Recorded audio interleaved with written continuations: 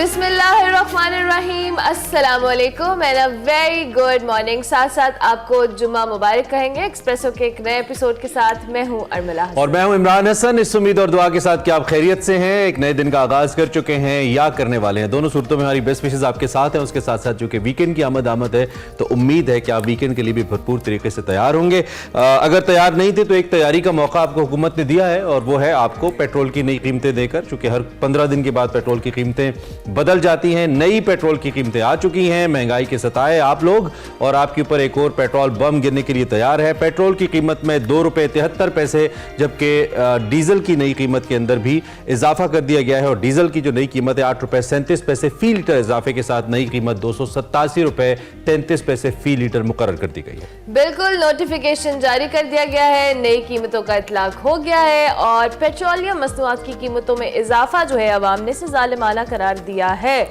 और कीमतों में कमी के हवाले से भी मुतालबा किया जा रहा है। आप दो कि अभी गैस प्राइसेस में भी एक इंक्रीज आएगा और हम अपने जो हमारे मैशियत है उन्होंने भी हमें बताया था, लेकिन स्टिल जी जो बिजली की पेट्रोल की कीमत है, मैं बिजली का बिल्कुल नाम नहीं ले रही, अल्लाह ना करे इस तरह का बता लो, लेकिन जी पेट्रोल की कीमतों में इजाफा हो गया। बिल्कुल, और इसके बाद अब देखना ये होगा कि क्या ये गवर्नमेंट यानी कि जो केयर टेकर सेटअप है ये जाते जाते मजीद इसमें इजाफा करेगा या फिर इन्हीं कीमतों को बरकरार रखा जाएगा। दूसरी जानिब चूंकि सियासी जोड़ तोड़ का अमल जारी है तो इस पर भी हमें देखना है कि वो क्या रोल प्ले करते हैं आने वाले वक्त के लिए। लेकिन as we were talking about कि जी कुछ हार्ड डिसीजंस हैं जो लेने, लेकिन अल्टीमेटली जो केयर टेकर सेटअप था, कुछ इसके फैसले थे वो बहुत सही साबित हुए पाकिस्तान की मईशत के लिए और फिर उस वजह से हमने देखा कि जो डॉलर की प्राइस थी वो 300 प्लस से नीचे आई। अब तकरीबन 280-275 के आसपास, I am not sure about the exact price, लेकिन उससे नीचे आई। फिर उसके साथ साथ हमने ये भी देखा कि पाकिस्तान की माशी हालत थोड़ी सी बेहतर हुई कंपैरेटिवली, लेकिन पाकिस्तान को सस्टेनेबल पॉलिसीज की जरूरत है जिसके मुताबिक पाकिस्तान चले और फिर रिजल्ट्स आए। ताहम अब देखना ये होगा कि जो आने वाली हुकूमत है वो इस पर क्या करती है। चूंकि अब इलेक्शन हो चुके हैं, नई हुकूमत आने वाली है, ये हुकूमत मुश्किल फैसले यानी कि केयर टेकर सेटअप ले चुका है। सो स्टिल हमें देखना है कि आगे क्या होता है, बट जो ताज़ा तरीन खबर है वो ओबियसली अच्छी नहीं है। पेट्रोल की कीमत में इजाफा हो गया। बिल्कुल, अनफॉर्चुनेटली ये इजाफा है, बहुत सारे लोगों को कल पता लग ही गया होगा, लेकिन कल सरप्राइजिंगली पेट्रोल पंप्स पे इतना रश नहीं था पेट्रोल प्राइसेस के हवाले से। अब आइंदा आने वाले दिनों में क्या होता है जनाब, ये तो हो गई सुबह सुबह बुरी खबर, लेकिन इसके अलावा इंतखाबात के हवाले से आपको पता है एक्टिविटी इंतखाबात के बाद इनफैक्ट जो कह लें एक्टिविटी वो जारी है, मुख्तलिफ वफूद की मुलाकातें और इसी वाले से बात करेंगे आज की बड़ी खबर में।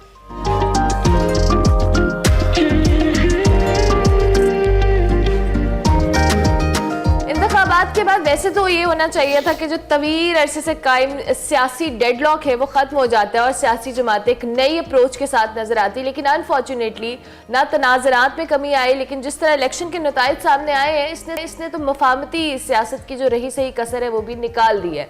पीपल्स पार्टी हो, मुस्लिम लीग नून हो, MQM हो और दीगर जमातों ने तो मखलूत हुकूमत बनाने का ऐलान कर दिया है। इस हवाले मुस्लिम लीग नून और पीपल्स पार्टी ने मुज़ाकरात का जो उनका दूसरा राउंड है वो भी कल हुआ, लेकिन दूसरी तरफ JUI फे जबकि NAP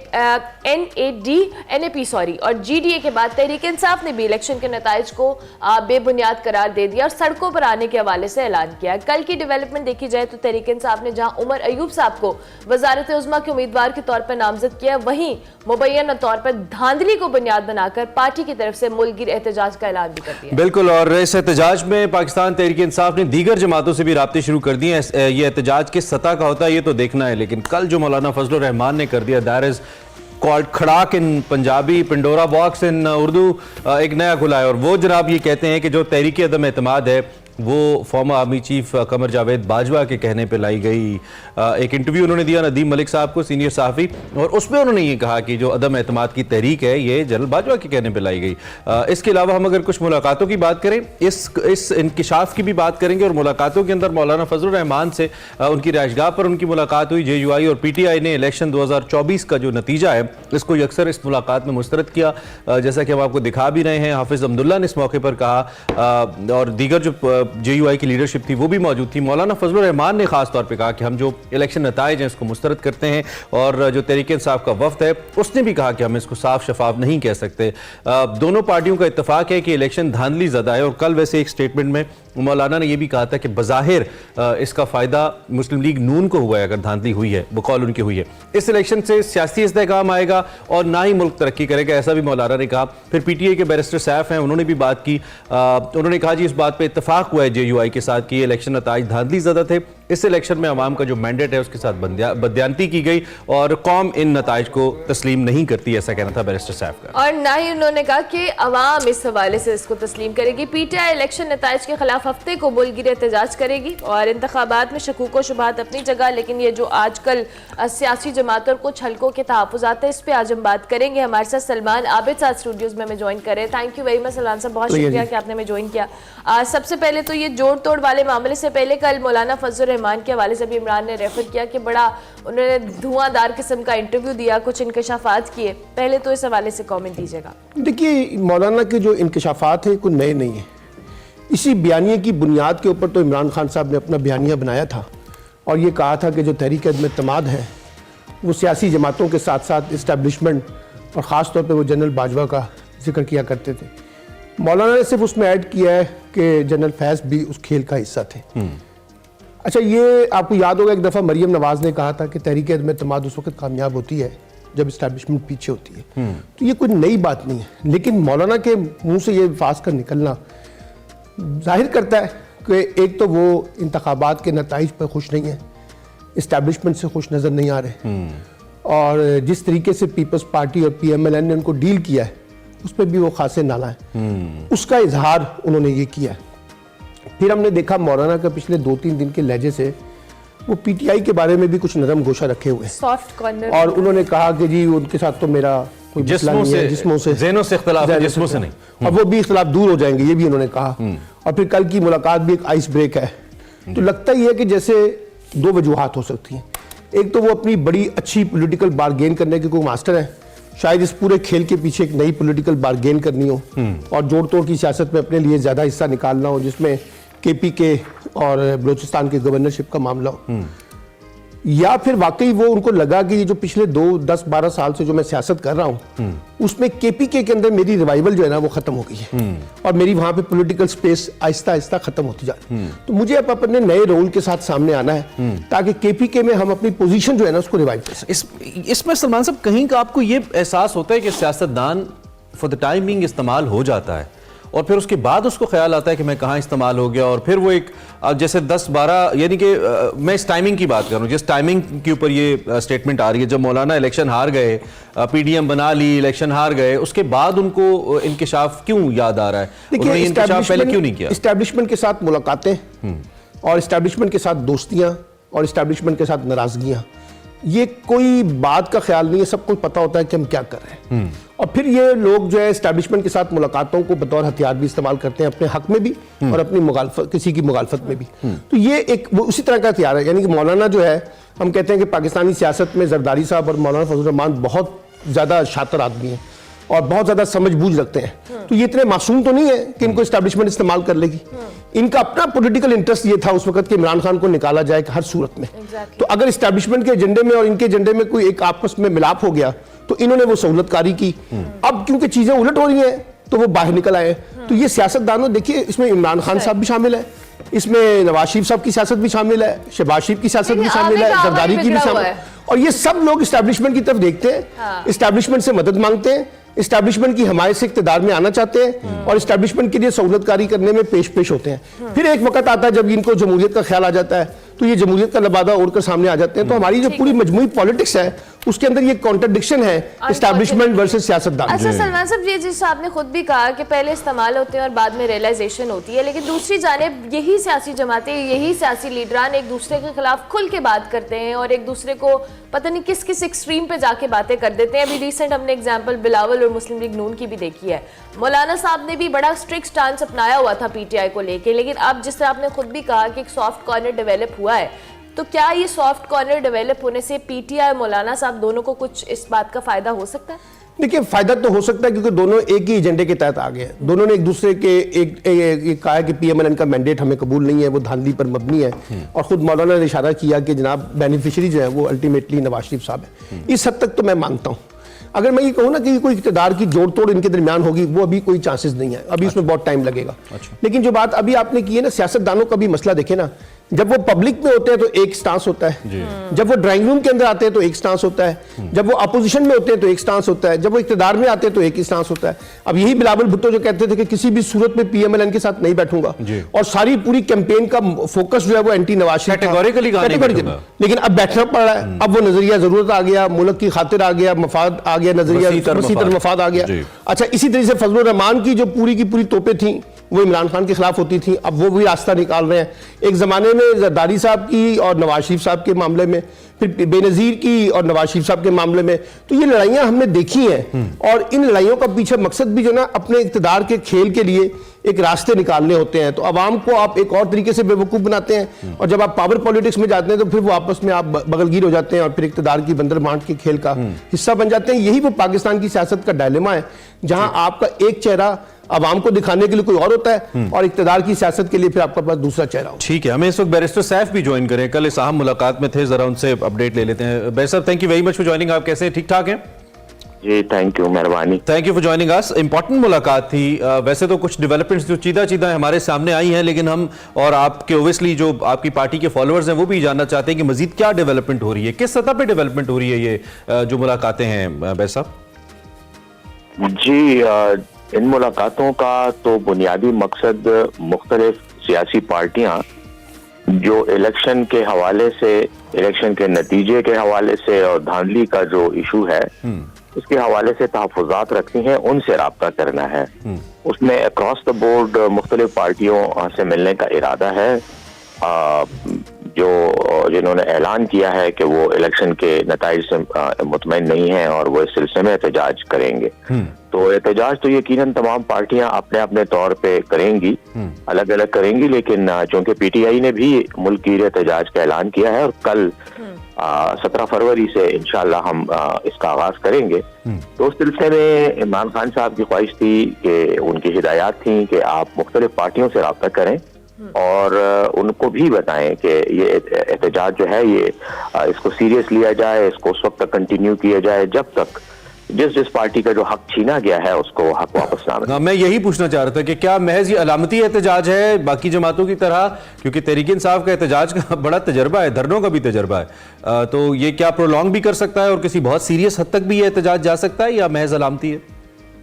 देखें, अलामती तो हरगिज नहीं है। हम तो अपना जो एहतजाज है, एतराज है, जो हमें इस वक्त गिला है इस इलेक्शन में धांधली के हवाले से कि हमारी सीटें छीनी गई, हमारी सीटें हमारे मुखालफिन को दी गई और बहुत ब्लेटेंट तरीके से, बहुत क्या कहते हैं जिसको मुझे लफ्ज अगर इस्तेमाल करूं कि वल्गर तरीके से हमारा जो वोट, हमारे जो वोट थे वो किसी और के लिए काउंट किए गए हैं। तो ये एक संजीदा मसला है मुल्क के मुस्तकबिल का, जमहूरियत के मुस्तकबिल का इस पे बहुत हद तक दारोमदार है। तो पीटीआई तो इसको सीरियस ले रही है। इंशाल्लाह हम ना सिर्फ अदालतों में बल्कि सड़कों पे भी एहतजाज की शक्ल में और पार्लियामेंट के प्लेटफॉर्म पे भी इस इशू को उठाते रहेंगे। और मैं समझता हूँ कि बाकी पार्टियां भी शायद संजीदगी से इसको ले रही हैं, क्योंकि ये ओवरऑल निज़ाम पर एक हमला है। इलेक्शन कमीशन ने इस तरह का नतीजा मुरतब किया और पार्टियों से उनका हक छीना गया। बैरिस्टर साहब, जिस तरह आपने खुद भी कहा कि आप एहतजाज करेंगे, पार्लियामेंट में भी इस इशू को उठाएंगे, लेकिन दूसरी जानिब मौलाना साहब से जो मुलाकात है, ऑब्वियसली ऑलरेडी हमें पता है कि सियासतदानों का या सियासत के अंदर इस तरह की बयानबाजी या दीगर मामला चलते रहते हैं, लेकिन अब एहतजाज से इन केस अगर कोई मामला बेहतरी की तरफ नहीं जाते तो तहरीक इंसाफ का अगला स्टांस क्या होगा? देखिए, हम तो एक जमहूरी पार्टी है, पाकिस्तान तहरीक इंसाफ जमहूरी तरीक़ाकार पर यकीन रखती है, यही हमारे पास ऑप्शंस हैं। और जैसे मैंने ये तीनों ऑप्शंस आपके सामने बयान किए कि एक एहतजाज है, एक अदालती और कानूनी जंग है और दूसरी पार्लियामेंट के फ्लोर पर इशू उठाना है, यही जमहूरी निज़ाम में हम कर सकते हैं और ये हम करेंगे। अब नतीजा तो निकलना चाहिए उसूली तौर पर, लेकिन अगर नहीं निकलता और हटदर्मी का मुजाहरा किया जाता है तो भी फिर हम पार्लियामेंट के फ्लोर पर इंशाल्लाह इस जेली हुकूमत को, जो एक जेली मैंडेट के जरिए आई है, इनको हम टफ टाइम देंगे, इनको हम अपोज करेंगे और अब तो आप पीडीएम के सरबराह से बात करने लगे हैं। आपकी पूरी कैंपेन इनके खिलाफ रही है। आपने मुसलसल, इमरान खान साहब ने मुसलसल तनकीद की और बहुत शदीद तनकीद की है, आसान लफ्ज़ों में की भी नहीं है। ये सवाल करने का कतई मकसद ये नहीं है कि आपके मामलात ख़राब हों, लेकिन मैं सवाल आपके वोटर्स के बिहाफ पे कर रहा हूँ। क्या उनको आप मुतमईन कर पाएंगे अगर आपकी कोई मफाहमत हो जाती है, अगर आप कोई किसी एक पेज पे आप मौलाना के साथ आ जाते हैं? एतमाद में लिया आपने वोटर को, अपनी लीडरशिप को, सारी को? देखें, पाकिस्तान तहरीक इंसाफ का वोटर इमरान खान पर एतमाद करता है और उन्होंने इमरान खान को इतनी बड़ी तादाद में वोट ही इसलिए दिए कि वो उनको अपना लीडर मानते हैं और उनका हर फैसले का एहतराम करते हैं। अब रह गई बात मौलाना साहब से बतौर पीडीएम हेड की, जो आपने बात की, मैं समझता हूँ कि पीडीएम तो खत्म हो चुकी है इफेक्टिवली। अब तो मौलाना साहब ने जो है वो पीडीएम की जो पहली पार्टियां थी, मुस्लिम लीग और पाकिस्तान पीपल्स पार्टी वगैरह और दीगर जमातें, उनसे अपनी राहें अलग कर ली है। सब तो वो जमीयत उलमा इस्लाम के सरबराह है और चूंकि जमीयत उलमा इस्लाम को तहफ़्फ़ुज़ात है, उन्होंने बरमला ऐलान किया है कि हम एहतजाज करेंगे, तो हम उनसे मिले। लेकिन सिर्फ उनसे मिलना हमारा मकसद नहीं था, हम जमात इस्लामी से भी रब्ता कर रहे हैं, हम कौमी वतन पार्टी जो आफ्ताब शेरपाव साहब की है उनसे भी रब्ता कर रहे हैं, महमूद खान अचकज़ई साहब से भी करेंगे, और वो तमाम सियासी पार्टियां और सोशल ग्रुप्स जो हैं जो सोशल एक्टिविज्म में मसरूफ है, उनसे हम राब्ते कर रहे हैं और चाहते हैं कि इस पर एक मुश्तरका लाए अमल अगर बन सकता है तो वो बने, ताकि निजाम में दूसरी के लिए इक़दाम किए जा सके। ठीक हो गया। अब तहरीक इंसाफ ने उमर अयूब साहब को प्राइम मिनिस्टर के तौर पे नामजद किया है, तो क्या मौलाना साहब से कल मुलाकात के अंदर उन्होंने इसमें हमायत का ऐलान किया है? आप लोगों के साथ को कमिट किया है कि वो हमायत करेंगे इस हवाले से? देखें, उमर अयूब साहब तो पाकिस्तान तहरीक इंसाफ के कौमी असम्बली में अपोजिशन लीडर होंगे और हमारी तरफ से वजीर आजम का जो इंतखाब होगा उसमें पीटीआई की नुमाइंदगी करेंगे, यानी पीटीआई के उम्मीदवार होंगे। जहां तक दीगर पार्टियों का ताल्लुक है, उनमें से अगर कोई अपोजिशन में बैठती है तो वो उनका अपना एक जाती फैसला होगा। अपोजिशन में तो देखें एक पार्टी नहीं होती ना, अपोजिशन में तो कई पार्टियां होती हैं। अब वो बाज इशूज पर एक दूसरे के साथ हमआहंगी या इत्तेफाक करती है, किसी इशू पर वोट साथ देती है, किसी पर अपनी मुखालफत करती है, अपोजिशन डिवाइडेड भी होती है। तो हम ये समझते हैं कि जमीयत उलमा इस्लाम अगर अपोजिशन में बैठने का फैसला करती है तो ये उनका अपना फैसला है, हम तो अपनी अपोजिशन करेंगे और जहां हम समझेंगे कि मुल्की मफाद में कानून साजी हो रही है वहां हम हुकूमत का साथ देंगे। ठीक है, एक आखिरी सवाल भाई साहब, एक आखिरी सवाल कि इस जो एहतजाज आप करेंगे इसमें फिर आप मुतालबा क्या करेंगे धांधली के हवाले से, क्योंकि बहुत सारी सीटों पे तो फैसले आ चुके हैं, नोटिफिकेशंस आ चुके हैं, तो मुतालबा क्या होगा जी इस एहतजाज में आपका कलीदी? जी देखें, मुतालबा हमारा यह है कि ये तमाम रिजल्ट्स असर नो इनको रीओपन किया जाए, तमाम हलकों को। और इमरान खान साहब ने कल मुलाकात में डायरेक्टली मुझे कहा है कि आप ये मुतालबा रखें कि एक कमीशन बनाया जाए, अदालती कमीशन हो, हाई पावर्ड कमीशन हो, जो इन तमाम हलकों के रिकॉर्ड को चेक करके फैसला करे कि क्या धांधली हुई है। यानी क्योंकि देखें बाज धांधलियां बिल्कुल ऑन द फेस ऑफ वो जो सरफेस ऑफ जो वो होता है उस पर फ्लोट कर रही होती हैं। यहाँ पे तो फॉर्म 45 कुछ ना करे, सिर्फ फॉर्म 45 जो इलेक्शन कमीशन ही के जारी करता है और फॉर्म 47 जो उनके जारी करता है, ये दोनों सामने रख ले, आपको खुद ही अंदाजा हो जाएगा कि धांधली किस अंदाज में की गई है। तो हम ये समझते कि इसको इस मामले को रूटीन में हैंडल करने की बजाय, जिसमें कई महीने लग जाते हैं और बाज़ औक़ात असेंबली का पूरी टर्म खत्म हो जाती है और रिजल्ट नहीं निकलता, हम समझते हैं एक हाई पावर्ड कमीशन होना चाहिए जो ठीक है। बैरिस्टर सैफ हमारे साथ मौजूद थे, तहरीक इंसाफ के रहनुमा। उनका कहना ये था कि एहतजाज करेगी तहरीक इंसाफ और दीगर पार्टियों के साथ उन्होंने मामलात को देखा है। सलमान आबिद साहब, आपने बैरिस्टर सैफ साहब की गुफ्तगू सुनी, तहरीक इंसाफ ने ऐलान किया एहतजाज के हवाले से कल भी मुलाकात के बाद ऐलान किया है। क्या समझते हैं कि ये जो एहतजाज रिकॉर्ड कराया जाएगा, इससे मामलात जो उनके मुतालबात हैं वो पूरे हो पाएंगे? देखिए, इस दफ़ा एहतजाज सिर्फ तहरीक इंसाफ के पास नहीं है।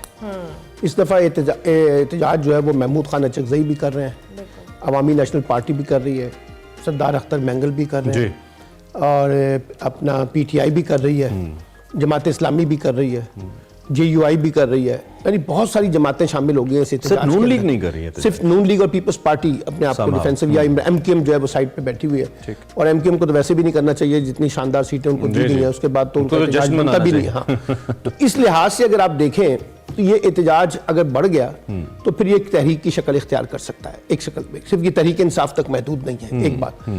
और मौलाना फजल रहमान के पास तो स्ट्रीट पावर भी है, अगर वो इसको एहतजाज को बनाना चाहें तो एक बड़ा एहतजाज वो बना सकते हैं। तो इसलिए इसको सीरियस लेना चाहिए, ये सिर्फ इमरान खान तक महदूद नहीं है, एक बात तो ये है। दूसरी बात ये है कि जो हुकूमत बनने जा रही है उसका सबसे बड़ा चैलेंज ये है कि उसे बैगेज के अंदर ये एहतजाज मिलेगा और उसकी क्रेडिबिलिटी को चैलेंज किया जाएगा। अब आपने कल इंटरनेशनल मीडिया में देखा कि जो अल्फाज इस्तेमाल किए गए हैं नई आने वाली हुकूमत के बारे में, एक स्टोलन किस्म का मैंडेट उनके पास है, तो वो भी उनका पीछा करेगा यानी इस हुकूमत के लिए। और फिर जब पीपल्स पार्टी ये कह रही है कि हम आपकी हिमायत तो करेंगे लेकिन हुकूमत का हिस्सा नहीं बनेंगे, तो इसका मतलब है सारा बैगेज जो है वो शहबाज शरीफ साहब के ऊपर पड़ेगा। और ये इंडिकेशन बड़ी वाज़ेह है कि पीटीआई ने अपोजिशन में ही बैठना है। जैसे अभी आपने बैरिस्टर साहब की बात सुनी तो उन्होंने कहा कि हम हमारा असल तो रोल अपोजिशन का, क्योंकि नंबर्स उनके पास पूरे नहीं है।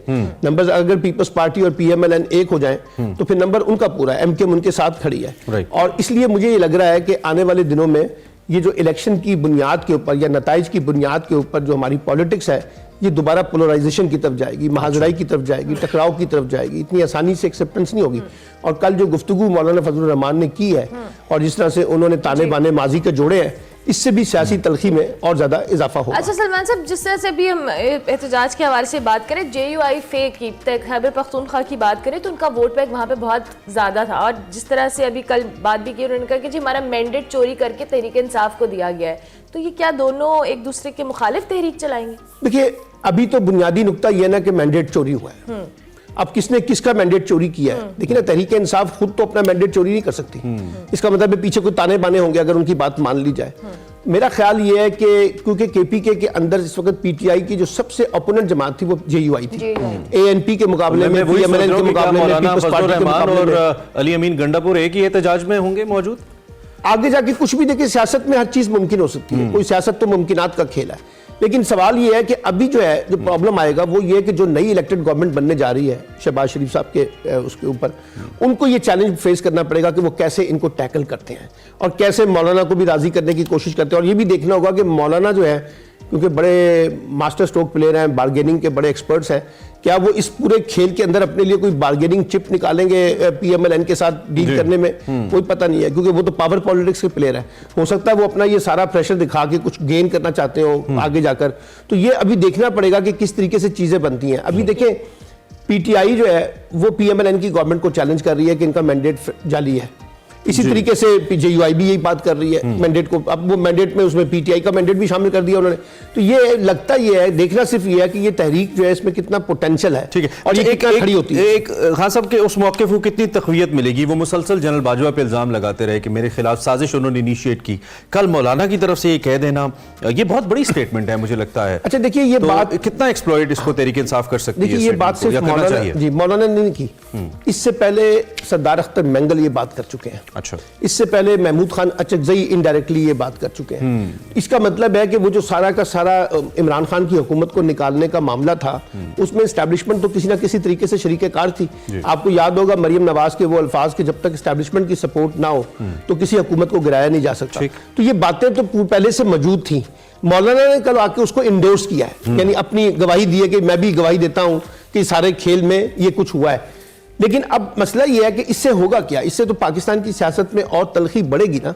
और ये जो हम इस वक्त चाह रहे थे कि एक स्टेबल गवर्नमेंट आए, एक आगे की तरफ बढ़े, इकोनॉमिक स्टेबिलिटी आए, पॉलिटिकल स्टेबिलिटी आए, पोलराइजेशन खत्म हो, लड़ाई झगड़ा खत्म हो, उसके इम्कानात अब मुझे नजर नहीं आ रहे। क्योंकि जो भी हुकूमत बनेगी वो बहुत जिसे कहते हैं प्रेशर में होगी। और PMLN के पास पार्ट 2 की जी, और अब PDM पार्ट 2 में से तो मौलाना भी निकल रहे हैं ना, अगर निकल रहे हैं तो। अच्छा, पीपल्स पार्टी जो है वो आधा तीतर आधा बटेर, यानी हुकूमत की हमायत भी करेगी, हुकूमत के अंदर शामिल भी नहीं होगी, बाहर बैठेगी और पॉलिटिकल स्कोर करने की कोशिश करेगी, उसमें से अपोजिशन का रोल भी निकालेगी।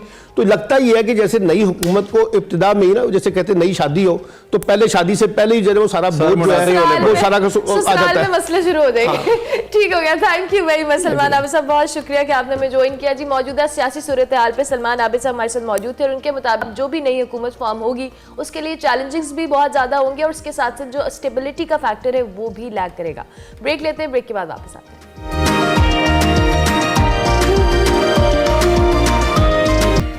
Welcome back to Expresso. आने वाली हुकूमत को दरपेश मसाइल क्या हैं और इससे अवामी तवक्कुआत क्या हैं? सिकंदर बट आज तड़के तड़के में इसी पे बात करें, आपको दिखाते हैं। अस्सलामुअलैकुम। एक्सप्रेसो की सुबह तड़के तड़के मैं हूं सिकंदर बट। आम इंतखाबात के बाद सियासी जमातें हुकूमत साजी के मरहले में दाखिल हो चुकी हैं।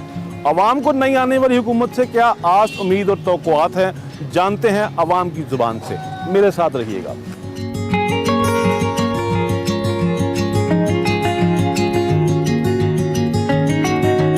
पाकिस्तान में नई गवर्नमेंट बनने जा रही है, Yes. तो आप पाकिस्तान की शहरी होने के नाते क्या उनको मशवरा देना चाहेंगी या आप उनसे क्या तवक्कुआत हैं? तो अच्छी हैं अगर नवाज शरीफ आ जाए तो। उसने पहले भी मुल्क के लिए बहुत काम किया है तो नवाज शरीफ तो नहीं आ रहे, अब उनके भाई आ रहे हैं। जी, तो वो मतलब कि वो भी मुल्क के लिए काम करेंगे, जाहिर सी बात है। तो होप्स हो कि मुल्क अच्छा होगा और हम Okay. उनकी हुकूमत से बहुत खुश हैं कि वो Good. आए। उन्होंने मरियम नवाज साहिबा पहली जी, पाकिस्तान की वज़ीर खातून आला। सीएम बन रही हैं, यस तो आप बहुत खुश हो रही हैं। यस ऑफ कोर्स, बिकॉज मेरा नाम भी मरियम है। आप पाकिस्तान के शहरी होने के नाते क्या ओपिनियन देंगे? मेरा इस्टेब्लिशमेंट के लिए, जुडिशरी के लिए, सियासतदानों के लिए कि वो मिल बैठकर अपना वज़न किसी ऐसे पलड़े में डालें जो कि अपने टांगों पे खड़े होकर कोई डिसीजन मेकिंग कर सके और जो अपोजिशन है वो भी हकीकी अपोजिशन का किरदार अदा कर सके, ताकि जो मुल्क की फ़ॉरेन पॉलिसी है, माशी पॉलिसी है, उसके ऊपर हकीकी मानों में अपोजिशन करे और जो हुकूमत है वो हकीकी मानों में मुल्क की खैर खाही के लिए डिसीजन मेकिंग करे। 75 साल हो गए हैं, हर सियासतदान ने, हर पार्टी ने, मुल्क बनाने वालों ने, चलाने वालों ने, ले जाने वालों ने, सब ने खा पी लिया है। तो मेरा ख्याल है 75 साल में अब अपनी ज़ाती भी इन्होंने इतने एसेट्स बना लिए हैं कि अब इतने मज़ीद आगे बना के क्या करने हैं। अगली 7 नस्लें इनकी बैठ के खा सकती हैं। तो मेरा ख्याल है कि अब 75 साल अगर उन्होंने खुद खाया है तो कुछ 10 को साल कौम को भी देने चाहिए। बहसीत पाकिस्तानी क्या मशवरा देना चाहेंगी या आप उनसे क्या तवक्कुआत हैं? तकवात तो अच्छी हैं, लेकिन जिसको हमने वोट दिया था वो तो अब हमारे पीएम नहीं बन पाए हैं, लेकिन अब जो बन पाए हैं उनसे हमारी ये तवक्को है कि पाकिस्तान का थोड़ा सा निज़ाम अच्छा कर दें, थोड़ी महंगाई कम कर दें और हम स्टूडेंट्स पे भी थोड़ा रहम करें। एजुकेशन में ऐसा क्या स्टेप गवर्नमेंट लेगी जिससे वाकई स्टूडेंट्स हमारे इंटरनेशनल मेयार पे आ जाएं? एजुकेशन में स्कॉलरशिप प्रोग्राम्स रखें और इसके अलावा जो फीसिस हैं वो बहुत ज़्यादा हाई हैं, उनको थोड़ा कम करें। ठीक है। मोहतरमा मरियम नवाज पाकिस्तान की पहली खातून सीएम बनने जा रही हैं, उनके लिए कोई बात? बेस्ट ऑफ लक टू हर।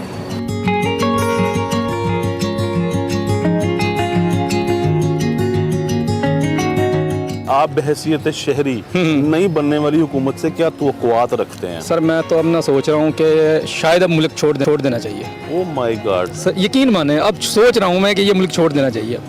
अब इसमें रहने का ना वो कोई इस तरह का ना कोई अब ना जवाब नहीं है यहाँ पर रहने का कोई। भैया अगर अल्लाह ना खास्ता घर को आग लग जाए ना तो घर को छोड़ के नहीं भागते। सर आप बात सही कह रहे हैं, लेकिन एक्चुअल में ना अभी मैं अपने दोस्त से डिस्कस कर रहा था, वो हसन यूसुफ मेरे दोस्त हैं, वो खड़े हुए हैं। मैं इनसे अभी हमारी ना इस चीज़ पे डिबेट हो रही थी, तो मुझे कह रहे यार ना ये मुल्क छोड़ के ना यकीन माने अल्लाह की कसम उठा के कहता हूँ, दिल करता है कि इस मुल्क की जो है ना नेशनलिटी क्विट करवा दें, सिटीजनशिप क्विट करवा दें। यहाँ तक हालात पहुँच गए हैं।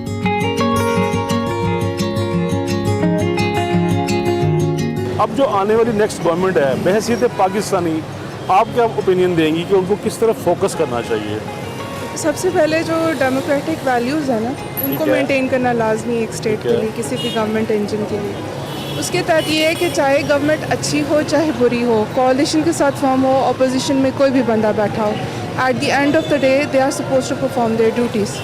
If they do not do that तो that is against the state and the law and the supremacy that is being vested through Allah as well. So being a नाइब कासिद of Allah, it is very much necessary कि आप जो democratic values के अलावा government को चलने दें। जो भी क्रिटिसिज्म करना है, जो भी कोई है, eight the end of the day let the public decide, जो 5 साल के अरसे के बाद एक ओपिनियन फॉर्म कर सकें। इस तरह ये है कि ना पुरानी जो विरासत है, विरासत के नाम पे हुकूमतें हैं वो चलती रहेंगी और नई हुकूमत को आने का मौका नहीं मिलेगा। What should be the first focus of this government, incoming government? Government ये है कि जो आवाम का रिलीफ है ना, वो जो उन्होंने अपने मैनिफेस्टो में ये चीज़ शामिल की थी ना कि आम किसानों के लिए उन्होंने कुछ एग्रीकल्चरल रिफॉर्म्स देंगे, लेकिन ये बात ये है कि पीटीआई गवर्नमेंट ने जो रिफॉर्म्स की थी एक आम इंसान के लिए, उसको भी ख़त्म किया जा रहा है। तो पहली बात तो ये कि जो भी कोई गवर्नमेंट आती है, जो रिफॉर्म्स ऑलरेडी हो गई हुई हैं उसको एक तरीके से मेंटेन करें, और मेंटेन करने के बाद फिर ये कि आप नई रिफॉर्म्स के बारे में सोचें। जो ज़ाहिरी तौर पे हालात देखे जा रहे मायूस कौन है, कौम तो ऑलरेडी मायूस हो चुकी है। हालात जो है सितम ज़रीफ़ी है, कोई बंद लोग तो एक लुकमे को तरस रहे हैं जो लोगों के हालात हो चुके हैं, और हम क्या नई तवक्कुआत रखेंगे। ये तो अभी कुर्सी के चक्कर में किसी को किसी की खबर ही नहीं है। क्या तवक्कुआत वबस्ता करें। मैं एजुकेट पर्सन हूँ, मैं पोस्ट ग्रेजुएट हूँ। मैं तो ये खुद कहता हूँ कि इन हालात से कौम पूरी मायूस है। हाँ, वही लोग मायूस नहीं जिनके पास माल खुला है। बहसीत पाकिस्तानी आप क्या ओपिनियन देना चाहेंगे आने वाले हुक्मरानों को? मैं यही कहता हूँ कि सबसे पहले वो अपनी हुक्मरानी या सीटों के बारे में मत सोचें, बल्कि ये सोचें कि कौम की इस्लाह कैसे हो सकती है, ये कौम को हीरो कैसे बनाया जा सकता है। इंटरनेशनल लेवल पे ये कौम मुकाबला कर पाएगी। हमारे लोगों के अंदर टैलेंट भी है, हमारे लोग टैलेंटेड हैं, ज़हीन व फ़तीन है, लेकिन हमारे पास वो प्लेस नहीं है जिसको अगर कोई ऐसा करता भी है तो वो बेचारा हमेशा के लिए उसके साथ वो कुछ होता है जिसकी उसकी तवक्को नहीं होती। तो वो उसके सारे तजर्बात, उसका नॉलेज, उसके एक्सपेरिमेंट वहीं के वहीं दफन हो जाते हैं। नौजवान पाकिस्तान को छोड़ के चले जाते हैं, उनको अच्छी नौकरियां नहीं मिलती। क्या ऐसी पॉलिसी अपनाई जाए कि ये टैलेंट ड्रेन होने से बच जाए? उसकी वजह स्ट्रेट फॉरवर्ड सादा बात तो ये है कि हमारा मुल्क इंडस्ट्रियल होना चाहिए। जो हमारे लोगों की बाहर खपत होती है वो मुल्क के अंदर होनी चाहिए। जो राइट उन्हें बाहर मिलता है वो मुल्क के अंदर मिलना चाहिए, ताकि वो मुल्क को छोड़ के जाए ना। नई गवर्नमेंट से आपको क्या उम्मीदें और तवक्कुआत हैं? सर ज़ीरो तवक्कुआत और ज़ीरो उम्मीद है। माय गॉड, ये तो 2 0 हो गए। नहीं, 2 0 नहीं, ये बहुत ज़्यादा ज़ीरोज़ हैं।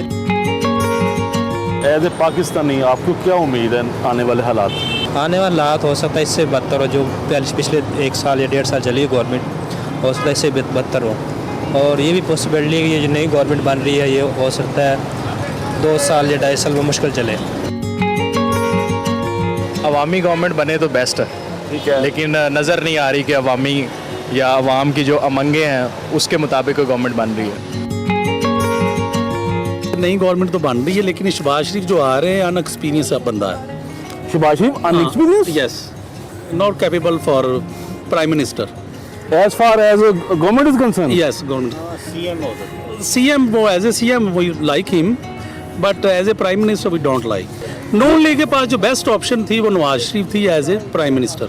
इसके अलावा और कोई बंदा ही नहीं है इनके पास। मियां साहब की बेटी मोहतरमा मरियम नवाज साहबा सीएम बनने जा रही हैं, जो कि पंजाब की पहली हाँ, उस लिहाज से थोड़ा वो एक शॉकिंग है, लेकिन हाँ, लेकिन I like Shahbaz Sharif better than Maryam Nawaz.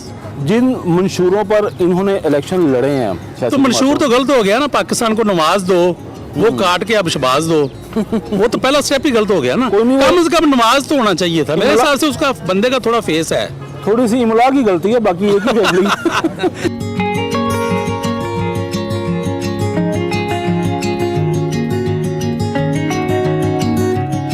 Obviously सबसे ज़्यादा फोकस तो ये जितनी महंगाई है, गरीब बंदा सफ़र कर रहा है, इस पे ही होना चाहिए।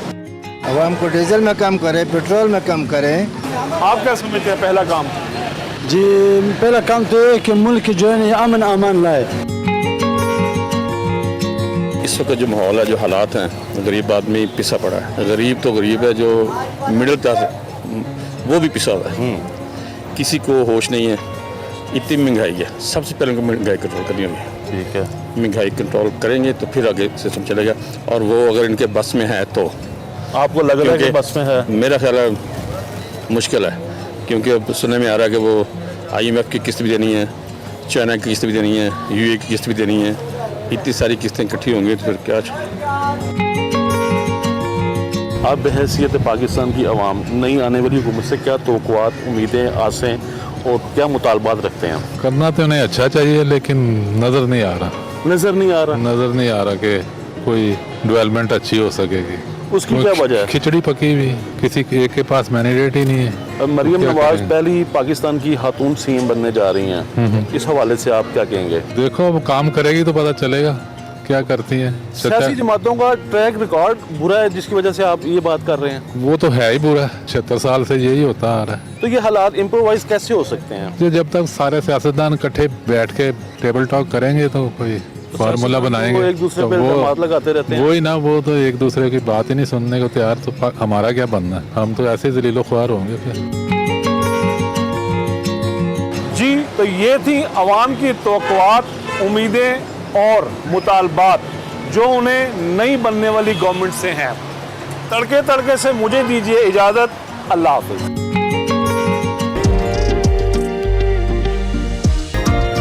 Welcome back to Expresso. अब हम बात करेंगे कुछ PSL के हवाले से। बस आज का इंतजार है, फिर होगी चौके और छक्कों की बहार।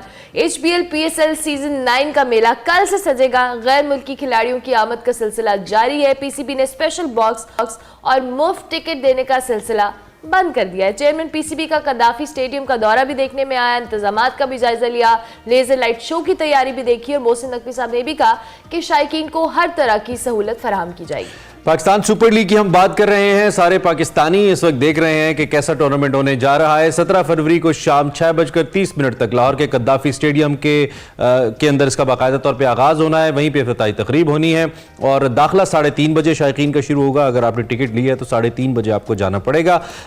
PSL 9 का तिराना भी रिलीज किया गया था। यू रिमेंबर, अली जफर, आयमा बेग हमें नजर आए थे और इस इफ्तिताई तकरीब के अंदर इन दो फनकारों के साथ आरिफ लोहार साहब और नूरी भी परफॉर्म करते नजर आएंगे। देन लेजर शो का एहतमाम है। दूसरी जानिब पाकिस्तान क्रिकेट बोर्ड इंतजामी उमूर को हतमी शक्ल दे रहा है और तब्दीली के बाद बतौर डायरेक्टर क्रिकेट मोहम्मद हफीज का किरदार पाकिस्तान क्रिकेट बोर्ड में खत्म हो गया है। इस पर भी हमने बात करनी है, लेकिन फिल वक्त चूंकि जिक्र PSL का है तो हम चाहते हैं कि जरा इसमें हम रहें। हमारे साथ हमारे कॉरेस्पॉन्डेंट मौजूद है यूसुफ अंजुम, सीनियर नुमाइंदे हमारे, उनसे जरा बात करते हैं, उनसे पूछते हैं कि वो इस हवाले से भी क्या अपडेट कर पाएंगे। यूसुफ, एक तो आप कहां पे मौजूद हैं? We can see you're outside Gaddafi stadium I believe. क्या ताजा तरीन है आपके पास? क्या थ्रिल आप एक्सपेक्ट कर रहे हैं अबाउट दिस PSL 9?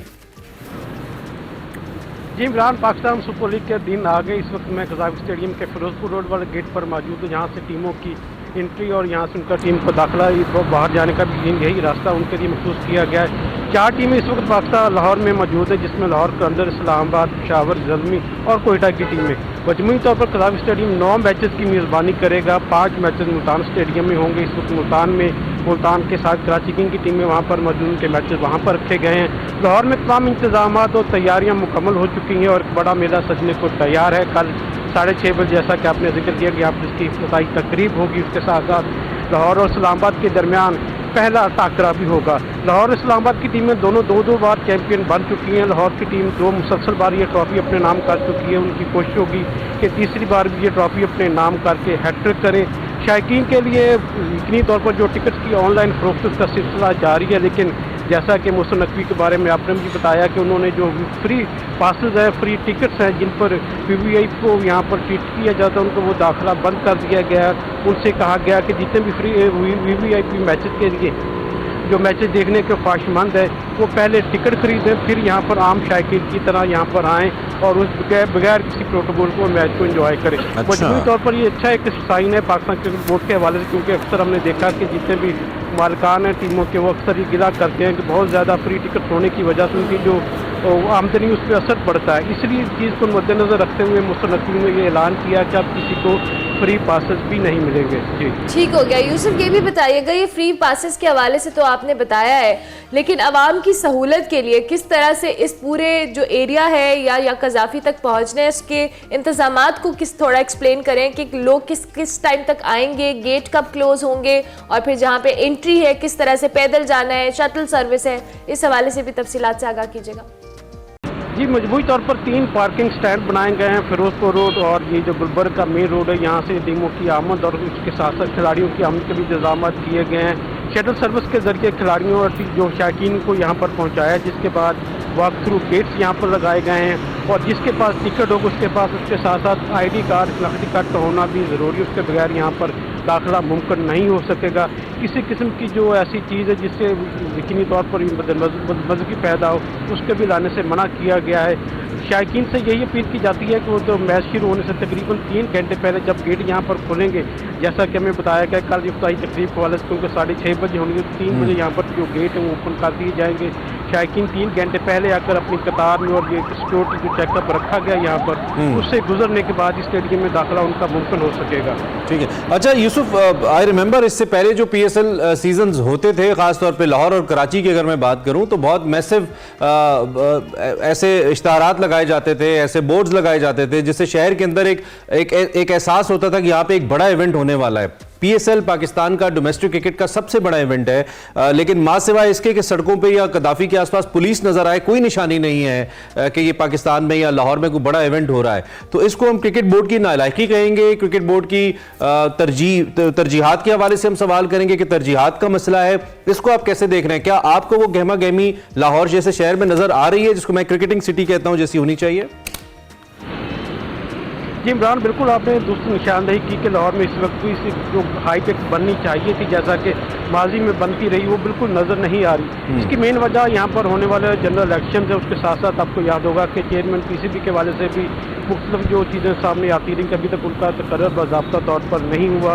एक मैनेजमेंट कमेटी थी, उसके बाद इलेक्शन से मामला संभाल रहे थे, जिसके थोड़ा सा जो पीसीबी के जो अफसरान थे उनको भी अपनी चीज़ों की अप्रूवल लेने में, मंजूरी लेने में मुश्किलात का सामना रहा। लेकिन अब चूँकि चंद दिन पहले मोहसिन नकवी बाकायदा तौर पर चार्ज संभाल चुके और उन्होंने जो 2 रोज़ पहले सीएम हाउस में मीटिंग हुई थी गवर्नर बोर्ड की, उसमें उन्होंने बाकायदा तौर पर इस बात की भी अप्रूवल ली कि मार्केटिंग के हवाले से जो कट लगाया गया था 25% ज़कात शरीफ के दौर में, उन्होंने उसको बहाल किया, जिसके बाद उम्मीद की जा सकती है कि बड़े बड़े बिल बोर्ड भी यहाँ पर नजर आएंगे और जिस तरह की गहमा गहमी यहाँ पर हम यहाँ की तवक्को कर रहे हैं वो भी हमें देखने को मिलेगी। क्योंकि पीएसएल तो स्टार्ट हो रहा है, अब ये बिल बोर्ड जब लगेंगे तो मेरा ख्याल है थोड़ी देर हो गई होगी, क्योंकि कल इफ्तिताई तकरीब है और उसके बाद फिर एक्टिविटी स्टार्ट हो जाती है और फिर लोगों को आइडिया भी हो जाता है काफ़ी हद तक एक इवेंट चल रहा है। अब जब भी पीएसएल होता है लाहौर के अंदर जो ट्रैफिक के मामला आते हैं वो बड़े डिस्टर्ब होते हैं ओवरऑल पूरे शहर के अंदर।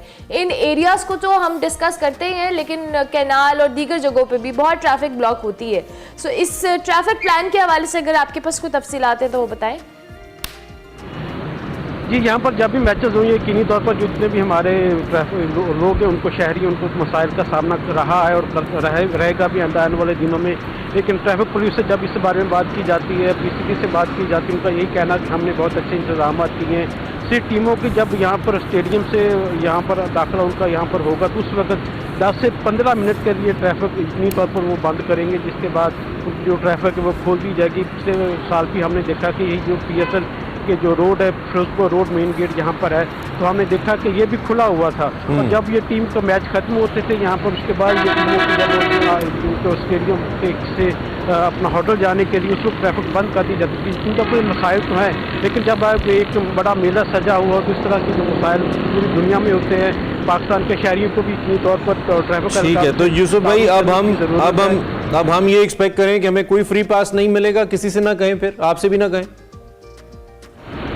जी बिल्कुल इमरान, मैंने इस बार यकीनी तौर पर पूरा प्लान किया था कि आप दोनों को मैं मैच फ्री मुफ्त में दिखाऊंगा, लेकिन अब क्योंकि मोहसिन नकवी ने वाज़ेह तौर पर ऐलान कर दिया है कि अब फ्री पासेस बंद हो गए हैं, खबा कल्चर भी बंद हो गया, जो मज़े थे यहाँ पर पहले वो अब नहीं होंगे, जिसलिए मैं इस दफ़ा आपसे माज़रत चाहूँगा। कोशिश में आप खुद हमारे मोहसिन नकवी साहब से साफ्ती ताल्लुक इस्तेमाल करना पड़ेगा अगर वो सुन लें। वैसे लास्ट सवाल मेरा ये है कि पहली दफ़ा हिस्ट्री में कि जो चीफ मिनिस्टर हैं पंजाब के वही क्रिकेट बोर्ड के चेयरमैन भी हैं, इंतजामी तौर पे आपने सारी पीएसएल कवर किए हैं, लाहौर में आप क्रिकेट कवर करते हैं, कोई तब्दीली आपने देखी है या कोई ऐसी वाइब आपको आ रही है बीइंग जर्नलिस्ट की जिससे हम कुछ एक्स्ट्रा ऑर्डिनरी एक्सपेक्ट करें मोहसिन नकवी साहब से? जी बिल्कुल, मोहसिन नकवी ने से जब ये बात हुई थी 2 रोज़ पहले ट्रॉफी की रूनुमाई पर, उन्होंने वाज़ेह तौर पर कहा था कि पाकिस्तान क्रिकेट बोर्ड में तब्दीलियाँ लाना चाहते हैं, क्योंकि यहाँ पर जितने भी एहलकार हैं, जितने भी अफसरान हैं, उनका जो आइडिया थे वो सब यहाँ पर सबके वाज़ेह हो चुके हैं, जिससे पाकिस्तान की टीम की जो परफॉर्मेंस का म्यार है, जो हम आप वक़्त करते हैं वो पूरा नहीं हो पाया। इसलिए अब उन्होंने वाज़ेह तौर पर कह दिया कि मैं बहुत सी तब्दीलियाँ करूँगा। मैं चाहता हूँ कि पाकिस्तान की टीम और टॉप पर देखें जिस तरह पूरी दुनिया। अल्लाह करे ये तब्दीलियाँ यूसुफ अंजम अच्छी हो और पाकिस्तानी क्रिकेट के लिए बेहतर हो और इंतजामी मामलात के लिए बेहतर हो। बहुत शुक्रिया, आप हमें अपडेट कर रहे थे मौजूदा जो सूरत हाल है जिसके बारे में हमारे नुमाइंदे मौजूद थे। पीएसएल स्टार्ट होने वाला है, गहमा गहमी अगर शहर के अंदर आपको नजर नहीं आ रही तो विल मेक श्योर कि आपको सेट पे और स्टूडियो में और हमारे मुंह से पीएसएल के हवाले से बहुत सारी बातें सुनने को मिले। ब्रेक लेंगे, ब्रेक के बाद वापस आएंगे।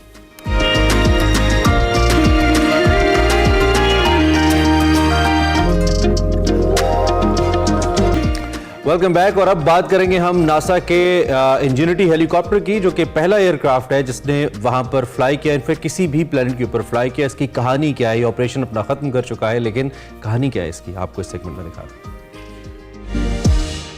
अस्सलाम वालेकुम नाज़रीन, मैं वकार अहमद और आप देख रहे हैं खला के उस पार। खला के उस पार मरीख है और मरीख पर एक वाक़या पेश आया है, यानी मरीख पर इंजेनिटी जो हेलीकॉप्टर परसेवरेंस रोवर के साथ जो गया था, जिसने अपनी आखिरी उड़ान भरी और प्रॉपर लैंड ना कर सकने की वजह से उसका एक बार डैमेज हुआ और ये उसकी आखिरी उड़ान साबित हुई। 3 साल की उम्र पाई और 3 साल में बेमिसाल कारनामे सर अंजाम दिए।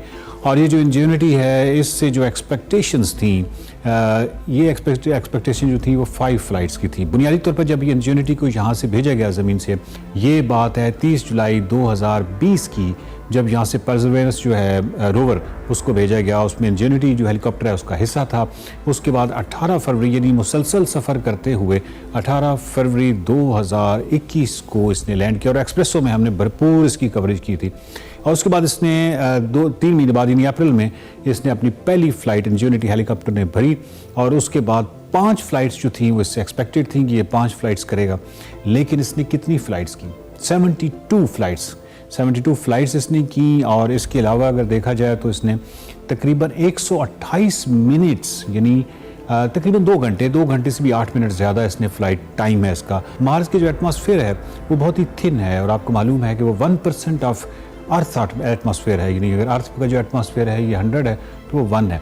इस हवाले से इंजेन्युटी जो है वो एक टेक्नोलॉजी का शाहकार थी कि 1% थिन एटमॉस्फेयर में कैसे एक हेलीकॉप्टर जो है वो फ्लाई कर सकता है। तो ये कमाल टेक्नोलॉजी का शाहकार था, उसके ब्लेड्स से लेके एवरीथिंग। और इसकी वो जो जितनी भी टेक्नोलॉजी है इसके हवाले से मैं अभी आपको थोड़ी देर तक बताता हूँ कि वो किस जगह पे देखी जा सकती है कि किस तरीके से ये हेलीकॉप्टर जो है ये बनाया गया। लेकिन ये ज़रूर है कि इसने ना सिर्फ ये कि 128 मिनट फ़्लाइट्स की, बल्कि इसने तकरीबन 17 किलोमीटर का फासला तय किया। यानी वो मुख्तलिफ फ़्लाइट्स थी, मुख्तलिफ फ़्लाइट्स का जो मजमुआ है वो तकरीबन 17 किलोमीटर है। और इसने अगर इसका पूरा मैप देखना है तो वो भी नासा की वेबसाइट पे देखा जा सकता है कि पिछले 3 सालों में इसने मार्स के ऊपर किस किस जगह पे उड़ान भरी। और उसके बाद ये जो टोटल मजमुआ है ये तकरीबन 17 किलोमीटर है, इसका जो टोटल इसने सफ़र किया है। इसकी जो मैक्सिमम ग्राउंड स्पीड थी वो तकरीबन 10 मीटर पर सेकंड थी और इसने जो हाईएस्ट एल्टीट्यूड गेन किया वो तकरीबन 79 फीट था। इंजेन्युटी का जो टोटल वेट है वो तकरीबन 1.8 kg है। और जिस परसेवरेंस जिस रोवर के साथ गई, जिस खलाई गाड़ी के साथ गई, उसका वज़न जो था वो 1000 kg से ज़्यादा था, यानी ज़मीन पे। और 1.8 kg का ये जो इंजेन्युटी है इसकी जो ब्लेड साइज़ है वो 1.2 मीटर है।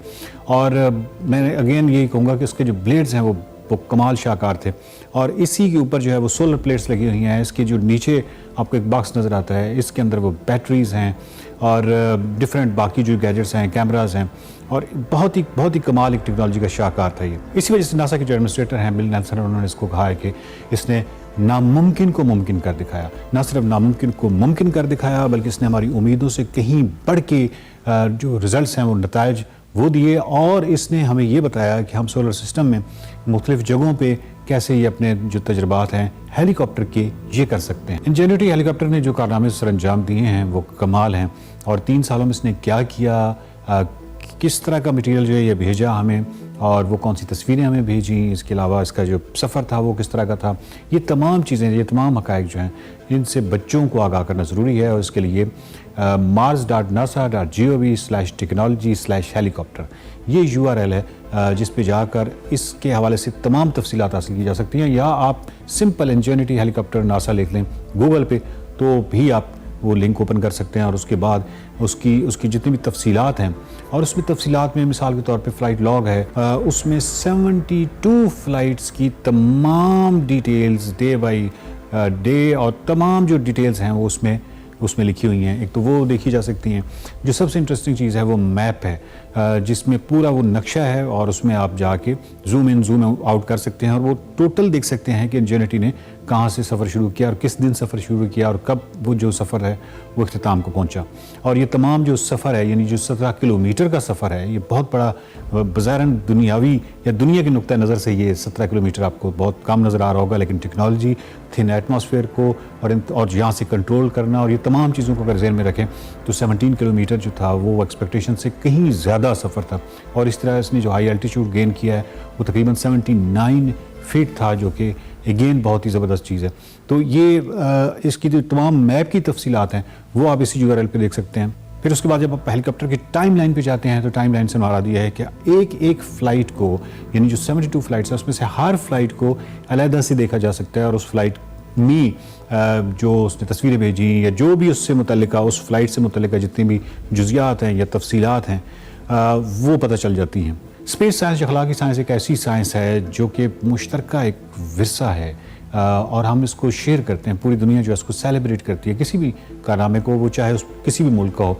और थैंक्स इंजेनिटी यानी हैशटैग थैंक्स इंजेनिटी जो है वो उसका एक ट्रेंड भी चला। इसके अलावा जब आप इसी जाते हैं इसी URL पे, तो वहाँ पे आपको मुख्तलिफ पोस्ट कार्ड्स मिलते हैं जो कि आप पोस्ट कार्ड डिज़ाइन कर सकते हैं, अपनी तस्वीर इंजेनिटी के साथ लगा के थैंक्स इंजेनिटी कर सकते हैं। इसी तरह बहुत सारी और भी वहाँ पे फ़न एक्टिविटीज़ हैं, बच्चों के लिए हैं। तो इससे ना सिर्फ ये कि बच्चों में अखलाकी साइंस का शौक़ पैदा होता है, उनको मालूम होता है कि इंजेनिटी जो है उसके हवाले से जितनी भी डिटेल आप जो बच्चा जिस भी उम्र में है वो जितनी डिटेल्स जाना चाहता है तो उसकी उतनी ही डिटेल्स या उतनी ही तफसीलात जो हैं वो उसको मिल जाती हैं। और इससे जो शौक़ पैदा होता है वो बच्चों को अखलाकी साइंस की जानिब लेके जाता है। तो ज़रूर बच्चों को दिखाइए और उनको इंजेनिटी से वाकिफ़ कीजिए, खला से वाकिफ़ कीजिए, अखलाकी साइंस के से वाकिफ़ कीजिए, ताकि वो आने वाले वक्त में करियर के तौर पे इसको मुंतखब कर सकें। लेकिन ये तभी होगा जब वो इन तमाम चीज़ों से आगाह होंगे, उनके अंदर शौक़ होगा। तो देखते रहिए खला के उस पार।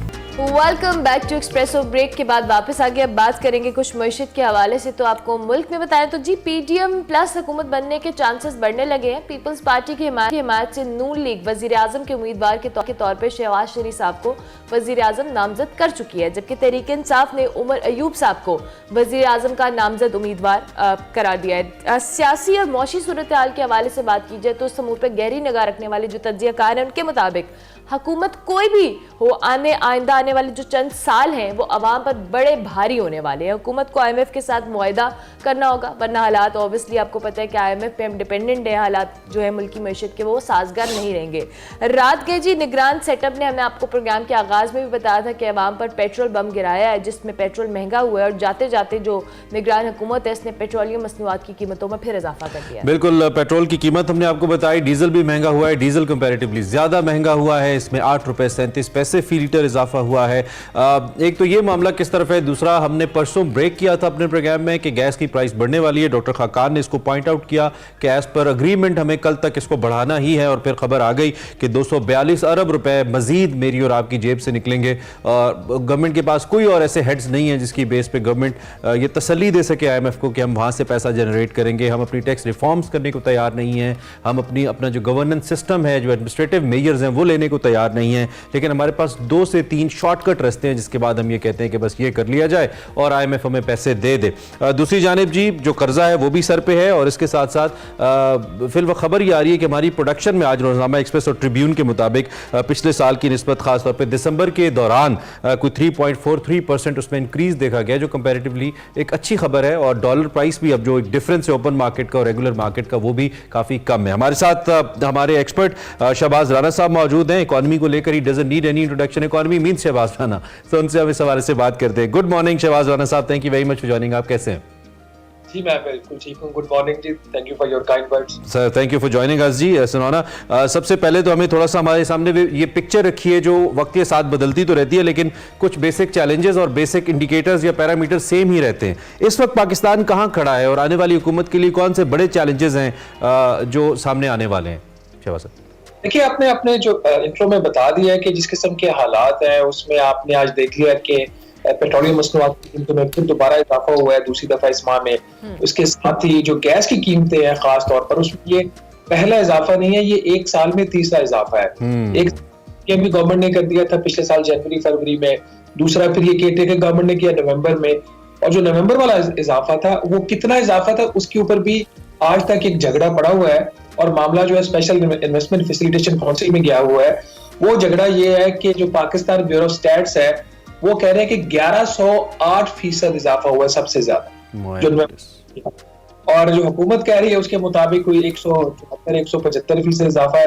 बहरहाल अब उसके ऊपर तीसरा इंक्रीज आ गया, वो है अब जो हमारा रेजिडेंशियल कंज्यूमर है जिस मोस्ट वल्नरेबल है उनके लिए सबसे ज्यादा इजाफा है, तकरीबन 67%, और कैटेगरीज के लिए भी कोई 6-7% से लेके को तकरीबन 32-33% तक इजाफा है। हैविंग सेड, ये जो हमारे मोस्ट वल्नरेबल ग्रुप है उनके लिए अभी भी सब्सिडीज है, इसके बावजूद उनकी कीमतों में कुछ 100 रुपया पर यूनिट इजाफा किया गया है, still they are getting subsidies. इसमें इंपॉर्टेंट पॉइंट ये कि सब्सिडी हुकूमत पाकिस्तान नहीं दे रही, वो जो उनकी जा रही है वो हम जो बेहतर क्लास की वो हमारी जो इनकम ग्रुप्स हैं जिनकी कंजम्पशन ज्यादा है वो सब्सिडी दे रहे हैं, CNG का कंज्यूमर उनके लिए सब्सिडी दे रहा है, इंडस्ट्रियल कंज्यूमर उनके लिए सब्सिडी दे रहा है, और जो कमर्शियल कंज्यूमर जैसे तंदूर वगैरह है उसके जो कंज्यूमर्स हैं वो भी सब्सिडी दूसरे जो रेजिडेंशियल कंज्यूमर्स हैं उनके लिए दे रहे हैं। तो आगे क्या होगा, आगे भी कुछ इसी किस्म की सूरत हाल है। That leads to your question of the challenges. सबसे बड़ा यही है कि जब हम IMF का प्रोग्राम करेंगे, और IMF इस वक्त इंतजार कर रहा है कि कब आपकी हुकूमत बने, कब काबीना बने और कब अगला मिशन पाकिस्तान भेजे, जो अभी रिव्यू चल रहा है उसके लिए, उसके दौरान अगले प्रोग्राम की बात होनी है। तो सबसे बड़ा चैलेंज मेरा ख्याल इवन के बिफोर द IMF के वजीर खजाना कौन होगा, जब वजीर खजाना क्या हो जाएगा फिर IMF से डील करना है, और जो IMF की डीलिंग होगी वो आपका एक again it's a process of 2 to 3 years of painful measures जो हम पहले भी कई सालों से और दहाइयों से लेते आ रहे हैं, आइंदा भी रहेंगे। एक चीज मैं यहाँ पे पॉइंट आउट करना चाह रहा हूँ before you put a question, कल की जो प्राइस इंक्रीज है उसमें एक अच्छी चीज भी है।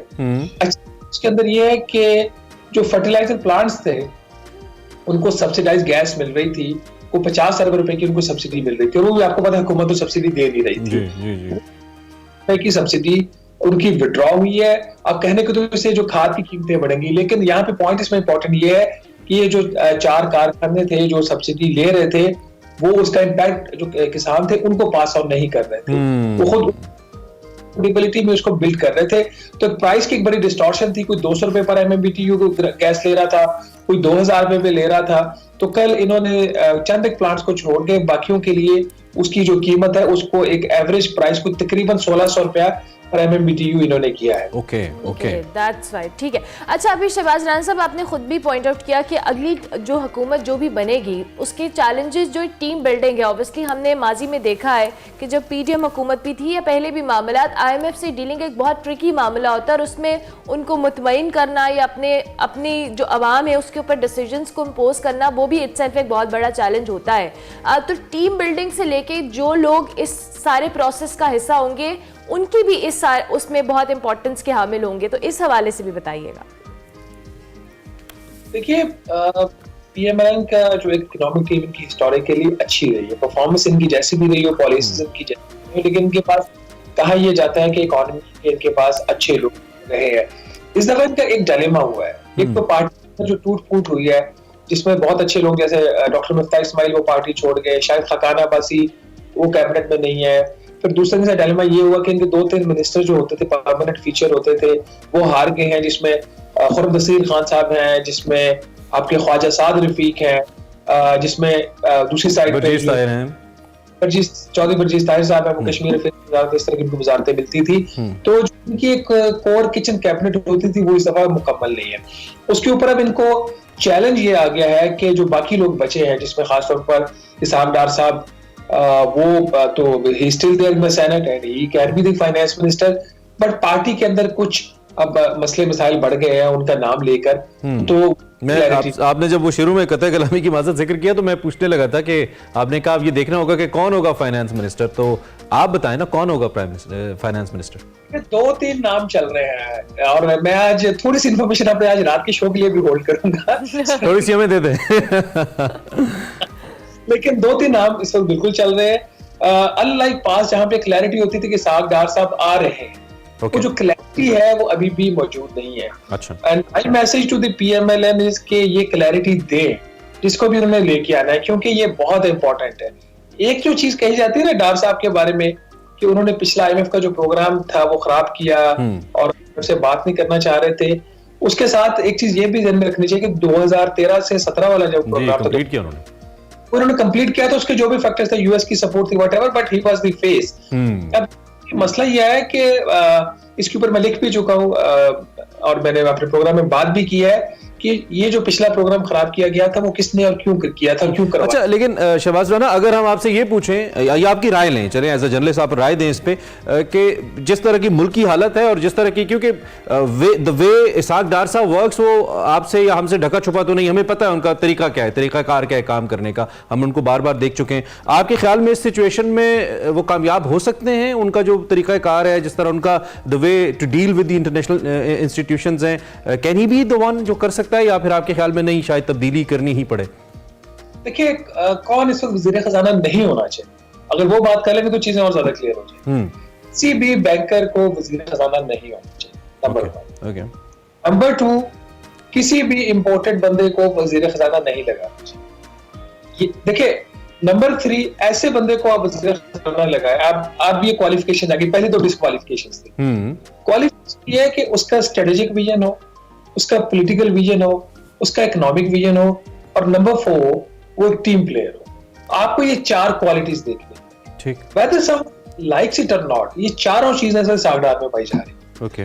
पीएम के पास कोई ऐसा कैंडिडेट मुझे इस वक्त अदर देन सागडार इस स्टेज के ऊपर इस एक्सपीरियंस के साथ नजर नहीं आ रहा। ओके। अब उसके ऊपर जो क्रिटिसिज्म आता है जी कि वो डॉलर को पकड़ के बैठ जाते हैं और बड़ी उनकी रिजिड पॉलिसीज होती हैं, कुछ क्रिटिसिज्म वो ठीक भी है। क्या आज पाकिस्तान में जो डॉलर और रुपए की कदर है वो आजाद है? क्या मार्केट डिटरमाइन?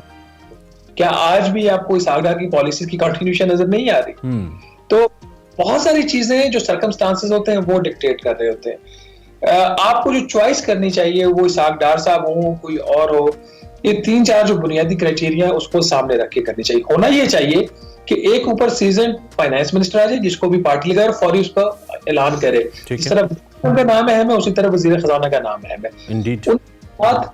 एक नीचे एक जूनियर एक minister of state for finance लगाए जो आगे पार्टी को भी अब बंदे चाहिए। पार्टी में बंदे खत्म हो रहे हैं।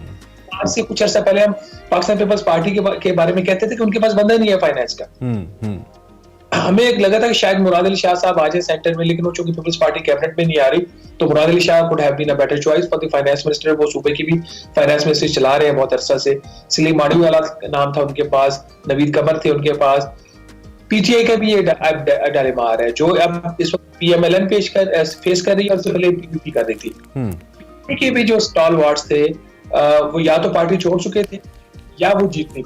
तो यहाँ पे हर तरफ पाकिस्तान में एक मसला ये पैदा हो गया कि वजीर खजाना किसको बनाए, बंदा नहीं मिलता।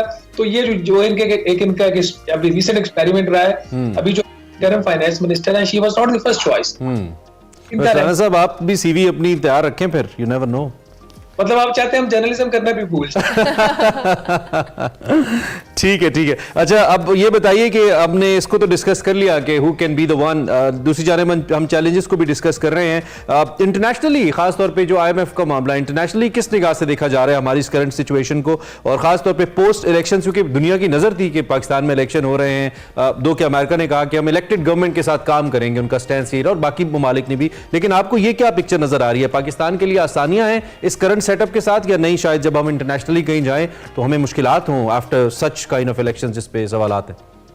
देखिए, मैं भी जब आपसे लाइव ज्वाइन करने से पहले मैं वो रिपोर्ट पढ़ रहा था, डेमोक्रेसी इंडेक्स जो है जिसमें पाकिस्तान की रैंकिंग वो है वो स्लिप कर गई। ना सिर्फ हमारी रैंकिंग स्लिप की है, हम जो है पहले हाइब्रिड रिजीम था पॉलिटिकली, उसको डाउनग्रेड करके अथॉरिटेरियन रिजीम कर दिया गया, जो इंटरनेशनल रिपोर्ट आई है। साथ ही आप पढ़ना शुरू कर दें इंटरनेशनल प्रेस को, financial times, wall street journal, उसके साथ इकोनॉमिस्ट, बाकी जो इंटरनेशनल पब्लिकेशंस हैं, फिर अल जजीरा, फिर जो 3-4 जो कंट्रीज की तरफ से स्टेटमेंट्स आई हैं, ये जो इलेक्शन के आउटकम्स और उनकी जो मैनेजमेंट की गई है उसकी वजह से पाकिस्तान का जो इंटरनेशनल इमेज है वो बहुत बुरे तरीके से डिस्टॉर्ट हुआ है। इसके साथ अब जो भी गवर्नमेंट आएगी वो पॉलिटिकल फ्रंट पे, फॉरेन पॉलिसी फ्रंट पे और मोर इम्पोर्टेंटली इकोनॉमिक फ्रंट के ऊपर इन चैलेंजेस के साथ डील करने जाएगी। एक वीक गवर्नमेंट और जिसको लेबल हो कि अथॉरिटेरियन गवर्नमेंट है, बावजूद इसके के इलेक्शंस के नतीजे में वो इलेक्ट हो है, जो भी उसके अंदर इस तरह के मसाइल रहे हैं जो हर पाकिस्तान के इलेक्शन में रहे हैं, ये कोई अनोखा इलेक्शन नहीं है। पर इस दफा जो मिसमैनेजमेंट हुई है इनसे और जो इन्होंने ग्लेयरिंग इरेगुलरिटीज की हैं, पिछले में आपको डाउट होता था, इस दफा डाउट के चांसेस कम है और उसकी प्रोबेबिलिटी ऑफ रिगिंग के चांसेस ज्यादा है। तो ग्राउंड के साथ जो भी कल नेगोशिएशन टेबल के ऊपर बैठेगा किसी भी इंटरनेशनल फाइनेंशियल इंस्टीट्यूशन के साथ, किसी भी बैरूनी हुकूमत के साथ, तो वो वीक पोजीशन से स्टार्ट करेगा और एक वीक उसकी इम्प्लीमेंटेशन होने के चांसेस हैं। ठीक हो गया। Thank you very much Shahbaz Rana साहब, बहुत शुक्रिया आपने अर्ली इन द मॉर्निंग हमें ज्वाइन किया जी। मौजूदा मौशी सूरत हाल, आने वाली हुकूमत के लिए क्या चैलेंजेस होंगे इस मौशी मुहाज पे, सवाल से हम बात कर रहे थे। ब्रेक लेते हैं, ब्रेक के बाद आपको ज्वाइन करते हैं।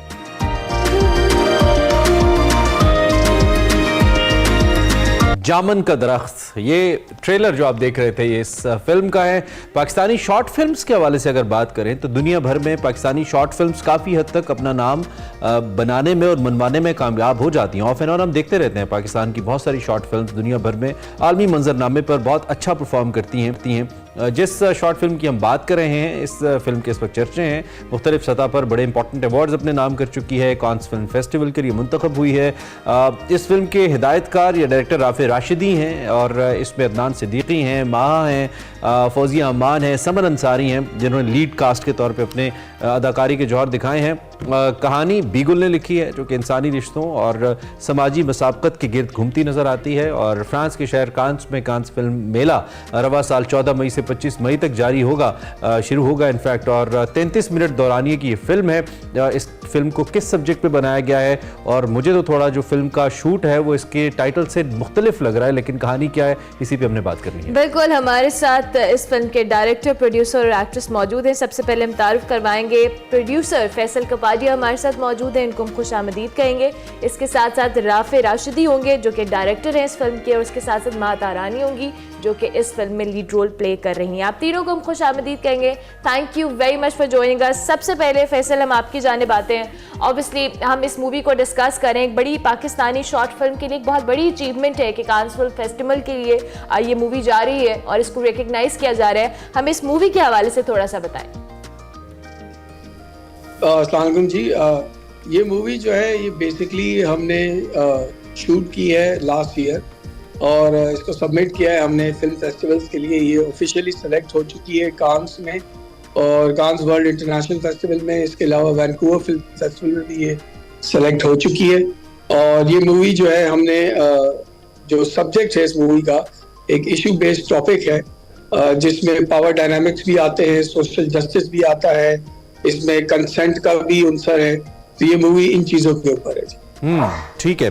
अच्छा राफे, हम चूंकि देख रहे हैं, देखने के लिहाज से as far as trailer is concern किसी भी बैनुल अक़वामी फिल्म से कम नहीं लग रही हमें ये film, the way it is shoot. आप थोड़ा सा हमें इसके बारे में बताइए, आपके लिए इस सब्जेक्ट को चूज करना और फिर इसके साथ इसको जस्टिफाई करना, इसके साथ इंसाफ करना कितना मुश्किल था, कैसा रहा ये?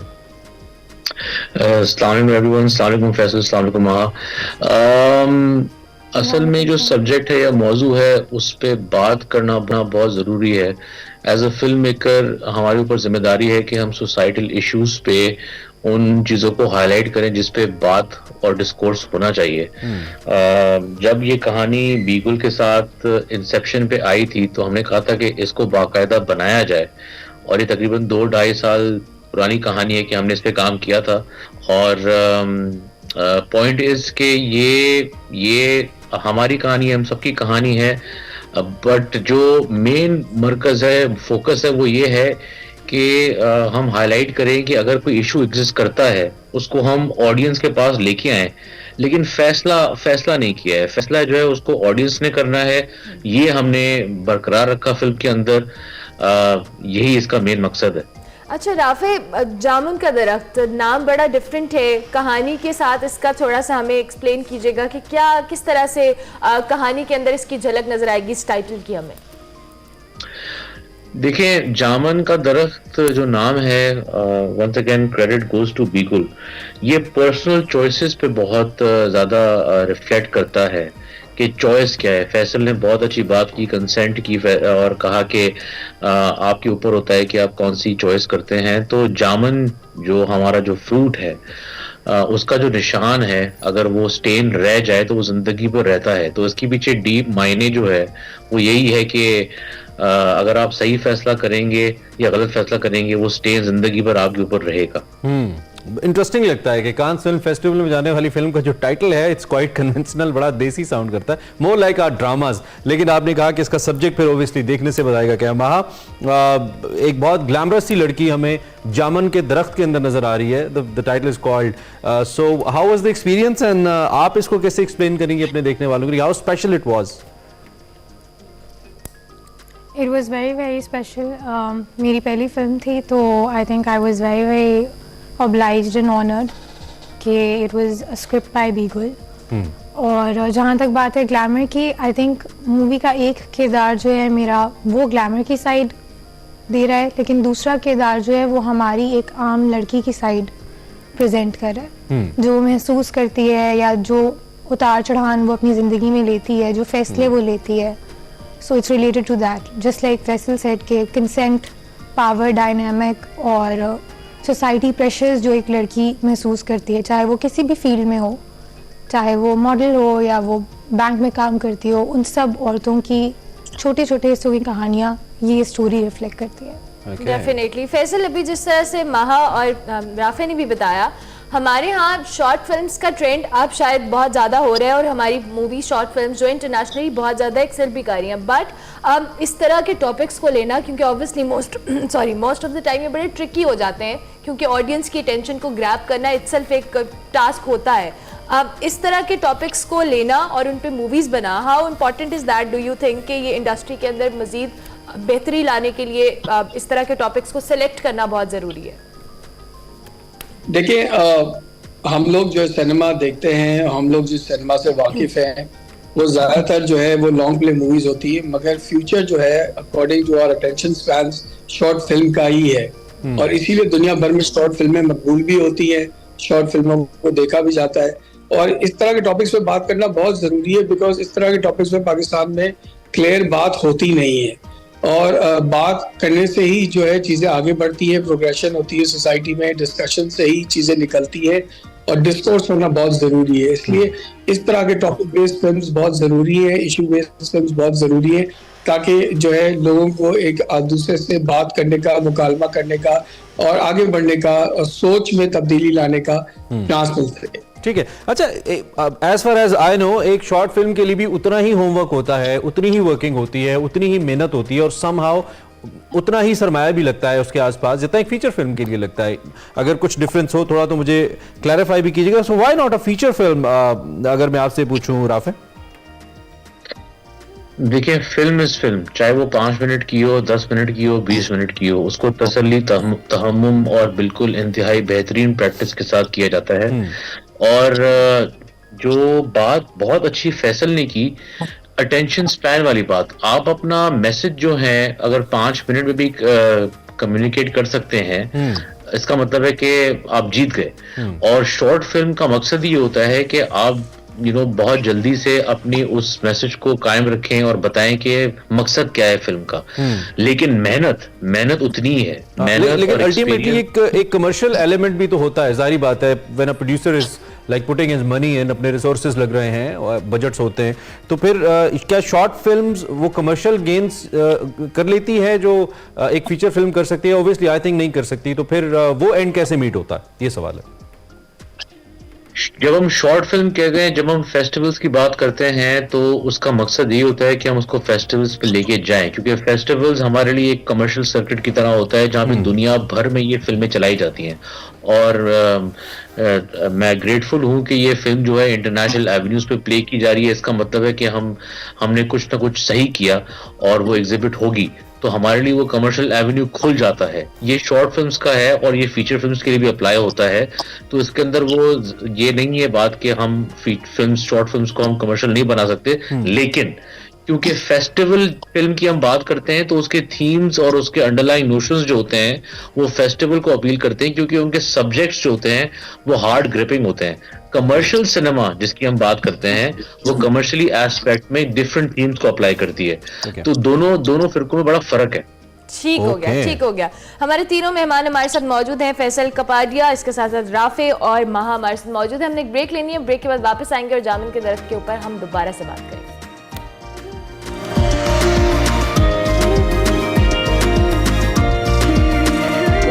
Back to Expresso. ब्रेक के बाद वापस आ गए जनाब. हमारे साथ जामिन के दर्द के हवाले से हम बात करें. Pakistani short film Faisal Kapadia, Rafe और माहा हमारे साथ मौजूद है. माहा, हम आपसे आपके कैरेक्टर के हवाले से ज़रूर जानना चाहेंगे. अपना कैरेक्टर बताएं, कैसा एक्सपीरियंस था अदनान सिद्दीकी के साथ काम करने का? Obviously since you were saying it was your first film, तो ओवरऑल एक्सपीरियंस और अपने कैरेक्टर को लेके बताएं.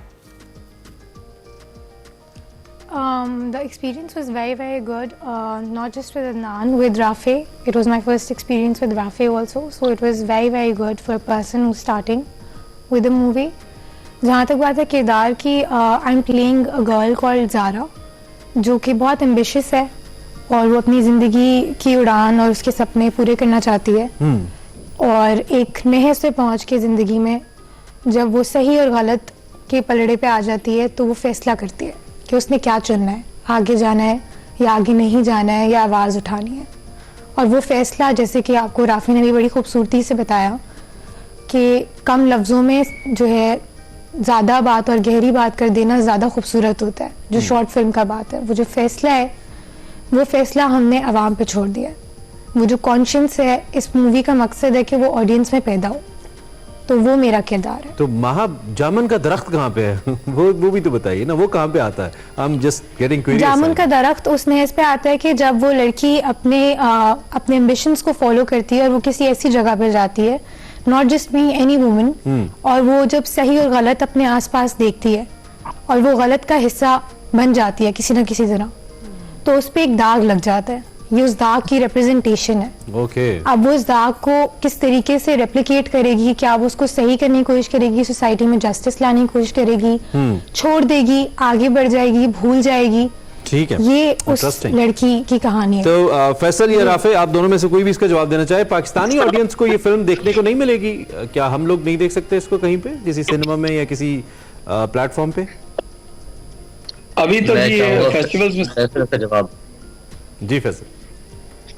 हाँ, अभी तो ये फेस्टिवल्स में सबमिट हुई भी है, और नॉर्मली फेस्टिवल फिल्म्स का यही होता है कि वो किसी ना किसी फेस्टिवल में एक्सेप्ट होती हैं, फिर वहाँ प्रीमियर होती हैं, और जो होम व्यूइंग का ताल्लुक है वो फिर बाद में इसका डिसीजन लिया जाता है कि किसी OTT पे आएगी या YouTube पे आएगी। तो अभी इसमें बात करना कबल वक्त है कि ये पाकिस्तान में दिखाई देगी या नहीं दिखाई देगी, बट हो सकता है ये दिखाई दे पाकिस्तान। तो वैसल बड़ा मुश्किल होता है एक प्रोड्यूसर के लिए समहाउ डिसीजन लेना, किसी क्रूशियल सब्जेक्ट को चुनना कि हम उसको बना रहे हैं। तो किस चीज ने आपको कन्विंस किया? Was it Rafe who convince you कि नहीं ये करते हैं, बहुत अच्छा हो सकता है? कोई पर्सनल एक्सपीरियंस था, क्या था जिसने आपको टू बिकम अ प्रोड्यूसर माइल किया कि नहीं हमें ये करना चाहिए प्रोजेक्ट?